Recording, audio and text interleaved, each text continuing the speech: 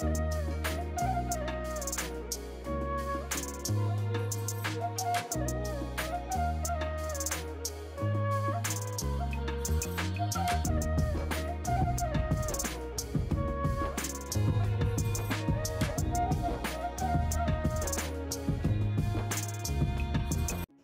সঙ্গে মিশতে মিশতে যত ঠকছি ততই বুঝতে পারছি যে এই মনুষ্য জাতি বড়ই অদ্ভুত। তারা স্বার্থ ছাড়া কিচ্ছু বোঝে না, সত্যিই কিচ্ছু বোঝে না গো। দেখো, স্বার্থের ঊর্ধ্বেও যে বন্ধুত্ব আছে, স্বার্থের ঊর্ধ্বেও যে ভালোবাসা আছে, সেটা আমরা কখনো বুঝতে চাই না। যাই হোক, অবশেষে তাহলে বাড়ি ভাড়া নিতেই বাধ্য হলাম। কেন নিলাম, কী কারণে নিলাম, সমস্ত কিছু তোমাদের সঙ্গে শেয়ার করব। চলো, তার আগে নিজের পরিচয়টা দিয়ে নিই। নমস্কার, কেমন আছো সবাই? আশা করছি সবাই ভালো আছো, আর আমরাও বেশ ভালো আছি। আমি রিমি। আজকে আমার আরও একটি নতুন ব্লগে তোমাদের সবাইকে অনেক অনেক স্বাগত জানাই। ঘড়ির কাঁটায় এখন বাজছে 7টা, আর আজকে এখন থেকেই তোমাদেরকে সাথে নিয়ে ব্লগটি শুরু করেছি। আবহাওয়া কিন্তু ভালো নয়, সব জায়গায় বৃষ্টি হচ্ছে, আর সেই সাথে ঝোড়ো হাওয়া। আজকেও আকাশে ভীষণ মেঘ, জানো তো, আর সাথে হাওয়া বইছে।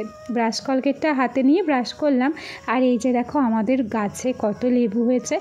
গাছে লেবুগুলো দেখতেও ভালো লাগছে, সেই সাথে বেশি ভালো লাগছে এই সবুজ পাতার উপরে যখন বৃষ্টির ছিটে ফোঁটা পড়েছে, পাতাগুলো যেন আরও সুন্দর কালার ধারণ করেছে। সেটাই একটু তোমাদের সঙ্গে শেয়ার করলাম।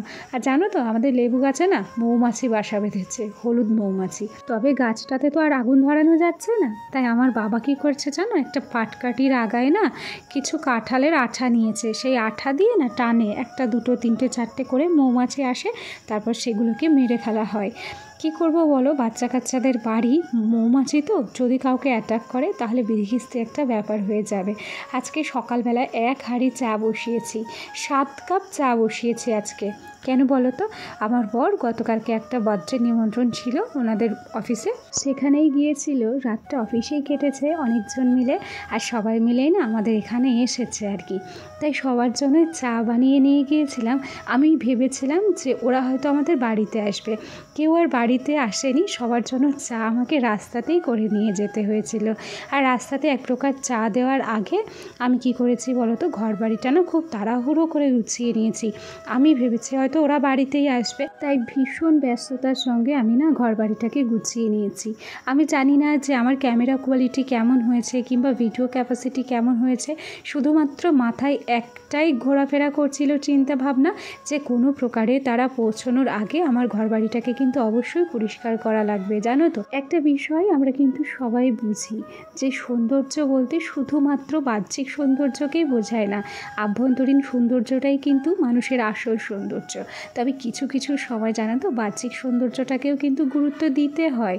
কেন কি, একটা মানুষজন যখন বাড়িতে আসে তখন সে কিন্তু প্রথমেই আমাদের গোছানো গাছানো ঘর বাড়িগুলো দেখে। সেখানে আমরা যদি অপরিষ্কার কিংবা অপরিচ্ছন্ন থাকি, ঘরটা যদি অগোছালো থাকে, স্বাভাবিকভাবেই কিন্তু তার ভাবনা চিন্তাগুলো একটু নেগেটিভ টাইপেরই হয়। সে কিন্তু প্রথমেই ভাববে যে এরা তার মানে পরিষ্কার পরিচ্ছন্ন রাখতে পছন্দ করে না ঘর বাড়ি, কিংবা এদের বাড়িঘর হয়তো পরিষ্কার পরিচ্ছন্ন থাকে না। যাকে গল্প করতে করতে খাটটাকে খুব তাড়াহুড়ো করে আমি গুছিয়ে নিয়েছি, আর এরই মাঝে তাদেরকে চা রাস্তাতে দিয়েও এসেছি। তারা খাওয়া দাওয়া করে কিন্তু চলেও গেছে। তবে আমার বর যায়নি, ও আমাদের বাড়িতেই রয়েছে। আর এখন কি করছি বলো তো, এখন শোকেসটাকে মুছে আমি ঘরটাকে সুন্দর করে ঝাড় দিয়ে নিচ্ছি। এই যে দেখো না, কাল বাদ পরশু দিনই কিন্তু জামাই ষষ্ঠী। হ্যাঁ, তাই জামাই ষষ্ঠী স্বাভাবিক কেনাকাটা কিন্তু বাকিই রয়েছে। আর যেহেতু আমরা ষষ্ঠীতে এসেছি, সুতরাং ষষ্ঠীতে সবাইকেই কিন্তু আমরা গিফট দিই, জানো তো। আর জামাই ষষ্ঠী মানেই হচ্ছে জামাইরা কিন্তু শাশুড়িদের গিফট দেয়। সেই কিছু গিফটই আমরা আজকে কিনতে যাব ভাবছি।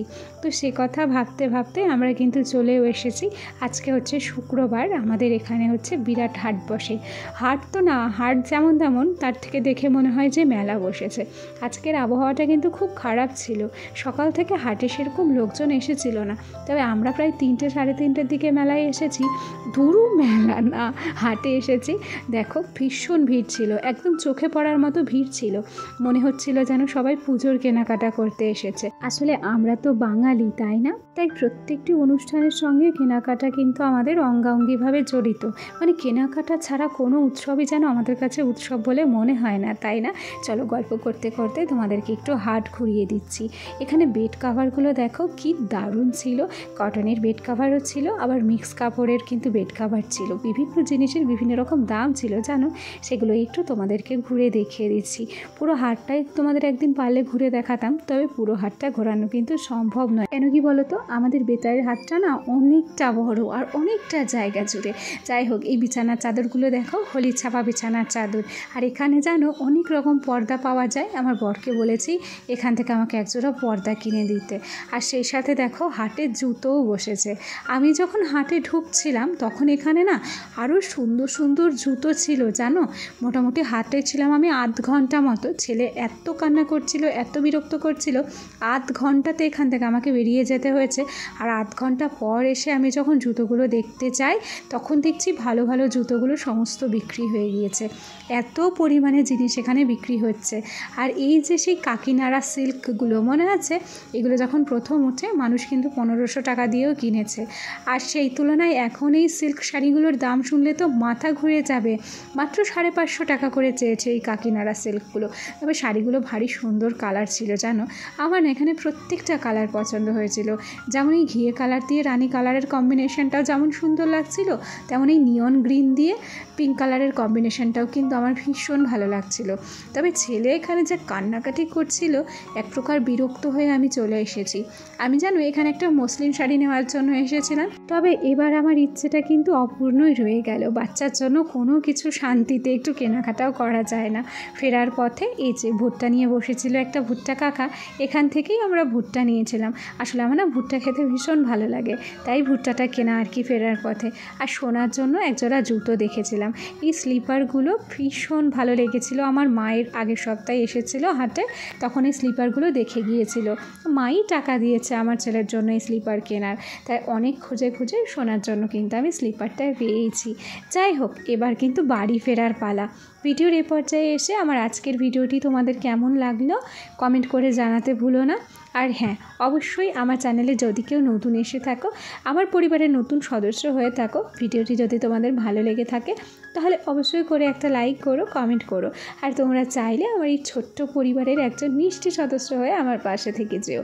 গতকালকের ব্লগে নাজনীন দিদিভাই কমেন্ট করেছিল যে দিদিভাই ভেবেছে আমরা মনে হয় বাড়ি ভাড়া নিয়েছি, তারপর বলেছে যে না, পরে উনি বুঝতে পেরেছে আমরা বাড়ি ভাড়া নিইনি। না গো, আমি বাড়ি ভাড়া নিইনি, আমি কিছুদিনের জন্য বাবার বাড়ি এসেছি। আসলে বাবার বাড়ির ভিডিও তো খুব একটা পোস্ট করা হয় না, তাই অনেকেই হয়তো তোমরা জানো না যে এটা আমার বাবার বাড়ি। কথাটা ভুলও বললাম, এটা আমার বাবার বাড়ি নয় গো, এটা হচ্ছে আমার মামার বাড়ি। আমার বাবারও একটা বাড়ি আছে, সময় সুযোগ বুঝে একদিন আমার বাবার বাড়ির ব্লগ তোমাদের সঙ্গে শেয়ার করব। গল্প করতে করতে বিকেল হয়ে গিয়েছে, আর সন্ধ্যের রান্না হিসেবে মা রান্না করছে হচ্ছে ঘুগনি। কেন কি তার জামাই ঘুগনি খেতে ভালোবাসে রুটি দিয়ে। আর বিশেষ করে বড় জামাই অর্থাৎ আমার বর আসলে আমার মা কিন্তু অনেক রকম রান্না বান্না করে জানো। এরপর একদম সন্ধে হয়ে গিয়েছে, দুজন 2 কাপ চা এবং মুড়ি আর হচ্ছে ভুজিয়া নিয়ে বসে পড়েছে চা খেতে। যাই হোক, অনেক দিনে বাড়িতে দুজনে একসাথে বসে চা খাওয়া হয় না গো। তাহলে চলো, আমার আজকের ভিডিওটি তোমাদের কেমন লাগলো কমেন্ট করে জানাতে ভুলবে না।